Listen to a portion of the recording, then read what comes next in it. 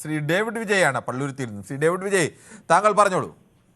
താങ്കൾ ഈ കേരളത്തിൽ ഇത്രയും ശുദ്ധനായിട്ട് ജീവിക്കുന്നുണ്ടല്ലോ എന്നാണ് ഞാൻ ആലോചിക്കുന്നത്. കിരൺ ബാബു എന്ന് പറഞ്ഞാൽ ഇവിടെ കേരളത്തിൽ നിന്ന് തന്നെയല്ലേ? എന്ത് പറ്റി പറഞ്ഞോളൂ.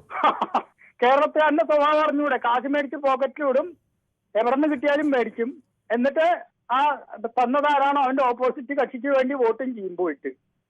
അതാണ് കേരളത്തുകാരന്റെ സ്വഭാവം. മറ്റുള്ള സംസ്ഥാനങ്ങളിൽ ബ്രൈബ് ചെയ്യുന്നു എന്ന് പറഞ്ഞാൽ അവിടെ ശരിക്കും അവൻ ആ കൊടുത്ത കാശിനുള്ള നീതി പാലിക്കും.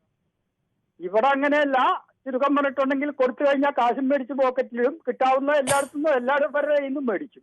അങ്ങനെയല്ലേ ചെയ്യേണ്ടത്? അതല്ലേ നല്ല കാര്യം.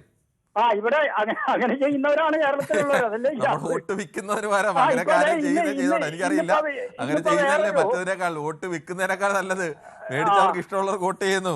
കൈക്കൂലിയല്ലേ കൊണ്ടുവരുന്നത്. അത് മേടിക്കുന്നത് തെറ്റാണ്. അത് നമ്മളൊരിക്കലും പ്രോത്സാഹിപ്പിക്കുന്നില്ല. ഞാൻ തമിഴ്നാട്ടിലുണ്ടായിരുന്നാണ്. തമിഴ്നാട്ടിൽ കൊടുത്താൽ അവരൊന്നുമില്ലെങ്കിൽ കുറച്ച് സത്യസന്ധത പാലിക്കും.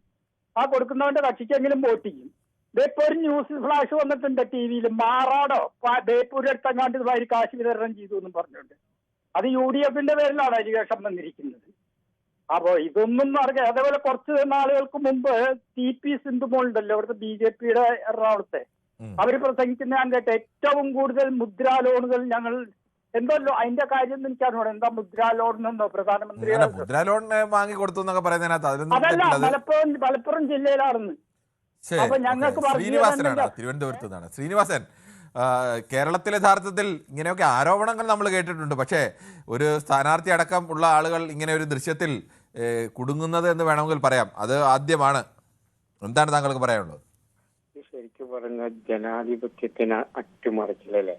ഇവിടെ ജനാധിപത്യവൽക്കരണം ശരിക്കും പറഞ്ഞ ഒഴിച്ചു മതിച്ച് കാണിച്ചു കൊടുത്തതാണ് ശോഭാ സുരേന്ദ്രൻ.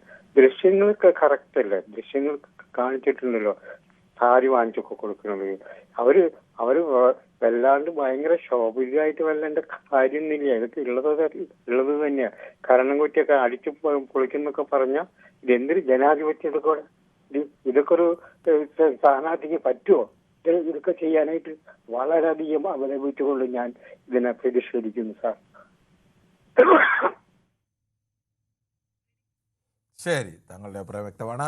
ശ്രീ ജോസ് ആണ് ചാലക്കുടിയിൽ നിന്നും. ശ്രീ ജോസ്, താങ്കൾക്ക് എന്ത് തോന്നുന്നു ഈ ദൃശ്യങ്ങൾ കാണുകയും ശോഭാ സുരേന്ദ്രന്റെ അവകാശവാദങ്ങൾ കേൾക്കുകയും ചെയ്യുമ്പോൾ? ശ്രീ ജോസിന്റെ കണക്ഷനിൽ പ്രശ്നമുണ്ടെന്ന് തോന്നുന്നു. ശ്രീ രാജനാണ് തൃശ്ശൂരിൽ നിന്ന്. ശ്രീ രാജൻ, താങ്കൾക്ക് പറയാം. നമസ്കാരം സാർ. നമസ്കാരമുണ്ട്. ഇന്ന് മൊത്തത്തിലെ കണ്ടപ്പോ ഈ BJP-ക്കാരെ മൊത്തം നമുക്ക് അധിക്ഷേപിക്കുന്നത് ശരിയല്ലല്ലോ. അപ്പോ BJP-ക്കാരെ മൊത്തം അധിക്ഷേപിക്കേണ്ട കാര്യമില്ലല്ലോ, നമുക്ക് അത് അങ്ങനെ പറയണ്ട.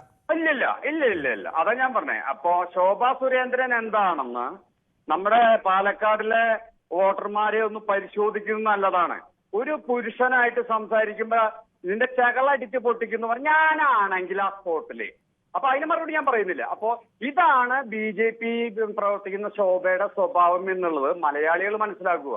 എല്ലാ BJP-ക്കാരും നമുക്ക് കുറ്റം പറയാൻ പറ്റില്ല. നല്ല ശീലത്തിൽ നല്ല ശൈലിയിൽ വർത്താനം പറയുന്ന BJP-ക്കാരുണ്ട്, വേണ്ട കാര്യങ്ങൾ കണ്ടറിഞ്ഞ് ചെയ്യുന്ന BJP-ക്കാരുണ്ട്.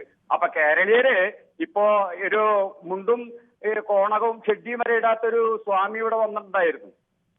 അപ്പോ അത് കേരളത്തിലാണ് കൊണ്ടുവന്നതെന്നുള്ള സാമാന്യം ബോധമില്ലാത്തവരാണ് കൊണ്ടുവന്നത്. അപ്പൊ ഇതൊക്കെ വളരെ മോശമായിട്ടുള്ള കാര്യങ്ങളാണ്. അപ്പൊ ഇതിനൊന്നെനിക്ക് പറയുള്ളൂ, വോട്ടർമാര് വോട്ട് ചെയ്യുമ്പോ അതിപ്പോ ഇന്ന പാർട്ടിക്കൊന്നും ഞാൻ പറയുന്നില്ല, അത് ഏതാണ് പാർട്ടി ഏതാണ് വ്യക്തി, ആ വ്യക്തി കൂടി മനസ്സിലാക്കി വോട്ട് ചെയ്താൽ കേരളീയർക്കും കേരളത്തിനും സമാധാനമായിട്ട് മുന്നോട്ട് പോകാം. അത്രേ പറയാനുള്ളൂ.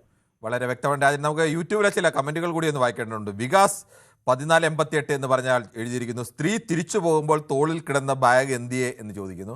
ആ ദൃശ്യങ്ങൾ നമ്മുടെ സ്ക്രീനിലൊന്ന് കാണിച്ചാൽ അദ്ദേഹത്തിൻ്റെ ഇതിന് പരിഹാരമാകും. എന്നിട്ട് അദ്ദേഹം പറയുന്നത് പ്രീ പ്ലാൻഡ് എഡിറ്റഡ് വീഡിയോ എന്നാണ് പറയുന്നത്. ഇത് സ്ത്രീയുടെ പുറത്ത് ബാഗ് കിടക്കുന്നത് കാണാം. ഇനി അവർ കാറിലേക്ക് നടന്നു പോകുന്ന ദൃശ്യങ്ങൾ പിന്നാലെ വരുന്നുണ്ട്.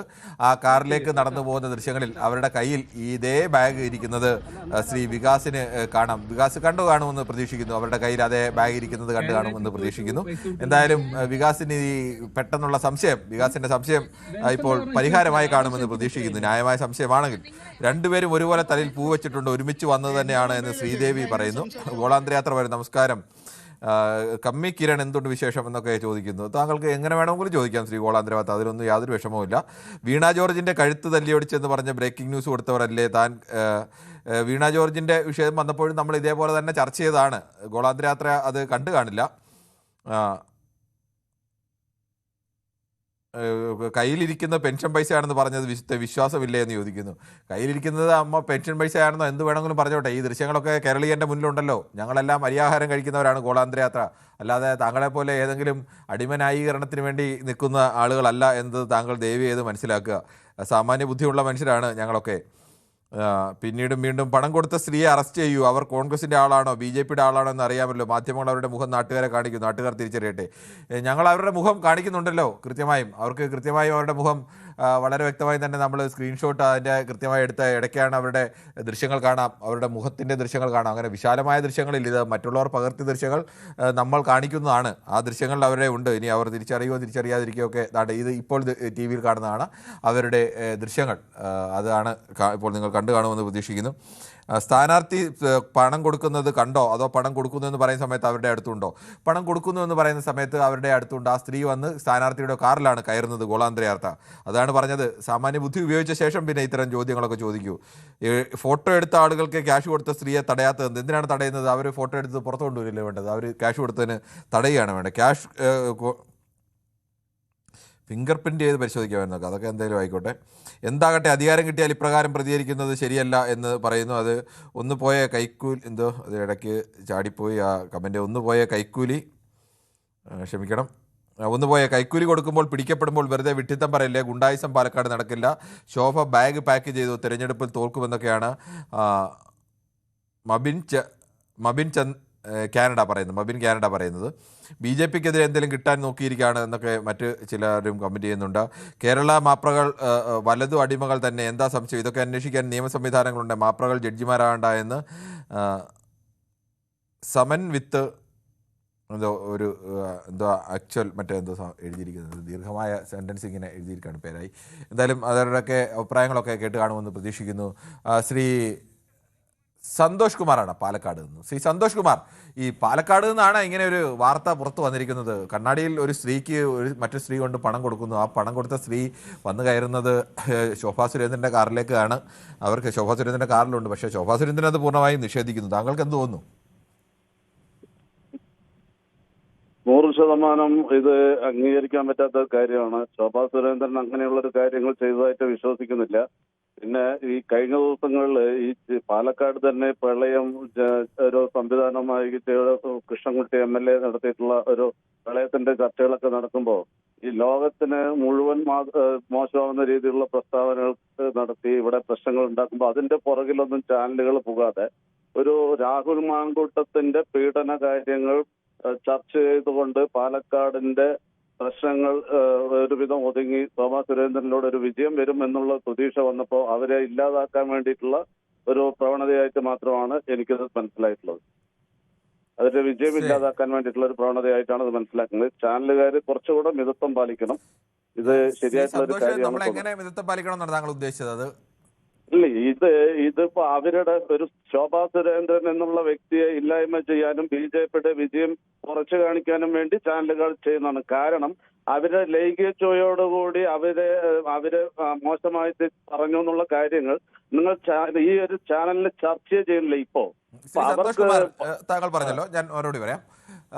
ഞാൻ തുടക്കത്തിൽ തന്നെ അത് വ്യക്തമാക്കി.